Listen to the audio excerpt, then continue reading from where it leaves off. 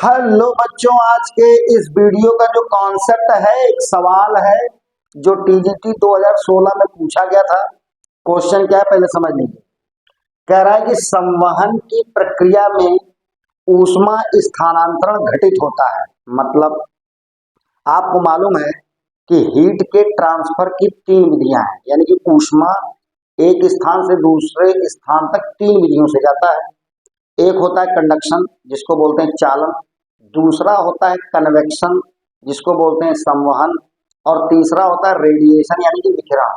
तो आज का जो ये वाला क्वेश्चन है, ये है कन्वेक्शन पर, कि कन्वेक्शन का जो प्रोसेस होता है वो किस में होता है। ऑप्शन सुन लीजिए। ओनली इन लिक्विड्स, केवल द्रवों में होता है क्या। ओनली इन सॉलिड्स, केवल ठोसों में। तीसरा ऑप्शन है only in liquid and gas, केवल द्रवों और गैसों में। या फिर चौथा ऑप्शन है in solid liquid and gas. आपको ये बताना है कि जो कन्वेक्शन प्रोसेस होता है इन चारों में से किस में होता है। मैं आपको हिंट दिए देता हूं कि कन्वेक्शन होता क्या है, तब आप बताइएगा। कन्वेक्शन में ये है कि हमने मान लिया एक बीकर लिया, इस बीकर में हमने लिक्विड लिया या गैस लिया, आप दोनों रख सकते हैं, ठीक है। अब आप इस लिक्विड को, अभी एग्जांपल हम लिक्विड का ले रहे हैं, इसको गैस भी मान सकते हैं आप इस लिक्विड को लीजिए और नीचे से गर्म करिए, ऊपर से मत गर्म करिए, नीचे से गर्म करिए।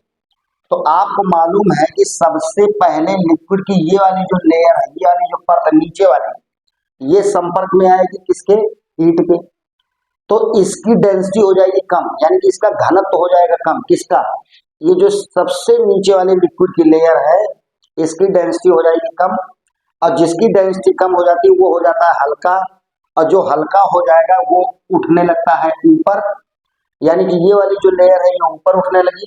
और इसके जस्ट ऊपर वाली ठंडी लेयर है, यानी कि ये ठंडी है। तो आपको मालूम है कि ठंडी लेयर का जो डेंसिटी होगी वो ज्यादा होगी, यानी कि ये भारी होगी लिक्विड की लेयर। तो ये भारी होने के कारण नीचे बैठेगी, और जो नीचे वाली लेयर है ये ऊपर उठेगी हल्की होने के कारण।